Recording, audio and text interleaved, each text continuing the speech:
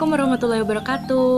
Selamat datang teman-teman di channelku Nur Syakban Anissa.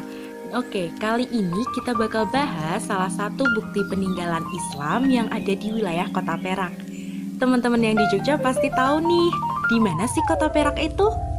Yap, betul banget. Kota Perak ada di Kota Gede. Nah, kali ini kita bakal bahas salah satu masjid yang ada di daerah Kota Gede, namanya yaitu Masjid Perak. Selamat datang teman-teman di Masjid Perak.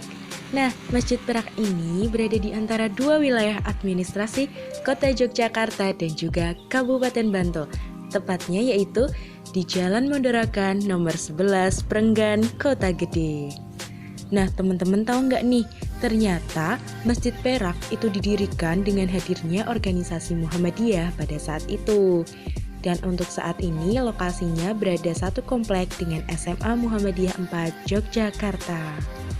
Masjid Perak ini dibangun tepatnya pada awal Perang Kemerdekaan Indonesia, yaitu tanggal 1 Syuro 1940, dan diprakarsai oleh tiga tokoh, yaitu Kiai Haji Muhsin, Kiai Haji Amir, dan juga Kiai Haji Muzakir.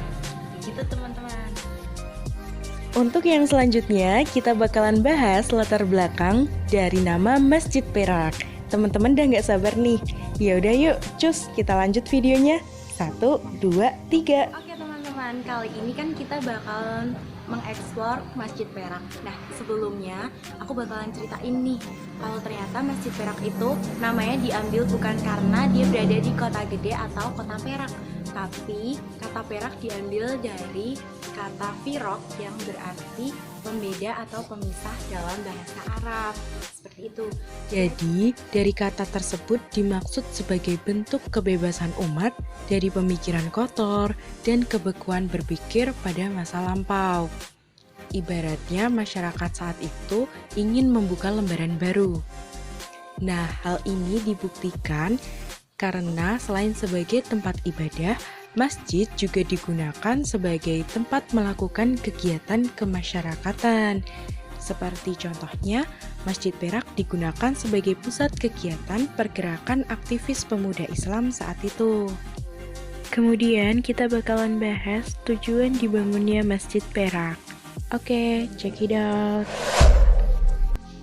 Nah teman-teman, kita bakalan bahas tujuan dari dibangunnya Masjid Perak ini. Masjid Perak ini ada kaitannya loh dengan Masjid Gede Mataram, dikarenakan pada zaman Islam Mataram di Yogyakarta itu kan dipimpin oleh Kesultanan Yogyakarta dan juga Kasunanan Surakarta. Nah, tujuan yang pertama itu karena susahnya sistem birokrasi dari dua kerajaan tersebut. Nah, karena susahnya sistem birokrasi untuk melakukan pengajian di Masjid Gede Mataram, maka dialihfungsikan sistem pengajiannya di Masjid Perak ini. Begitupun untuk sistem kemasyarakatan yang lainnya. Untuk alasan yang kedua, yaitu karena beberapa jamaah yang berada di Masjid Gede Mataram itu merasa kurang nyaman saat beribadah, karena di Masjid Gede Mataram itu masih digunakan sebagai tempat untuk melakukan persembahan kepada roh-roh nenek moyang seperti itu. Dan alasan yang ketiga sendiri, karena jamaah di wilayah Masjid Gede Mataram itu sudah terlalu banyak, jadi harus dialihfungsikan atau disalurkan ke masjid yang lain, yaitu Masjid Perak ini. Nah, kita tadi sudah mempelajari mengenai latar belakang nama Perak.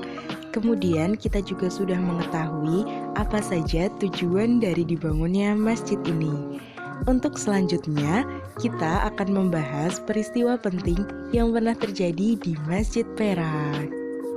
Peristiwa pentingnya yaitu ketika ingin mempertahankan kedaulatan Republik Indonesia, di mana pada saat itu halaman Masjid Perak ini menjadi saksi bisu pembekalan dan juga pelepasan Laskar Hizbullah atau Sabillah yang saat itu dipimpin oleh Dr. Andes Haji Zubaidi Bajuri, di mana beliau mengumandangkan takbir untuk memimpin ke garis terdepan medan pertempuran melawan serdadu Belanda yang pada saat itu membonceng Nika untuk kembali menjajah Indonesia.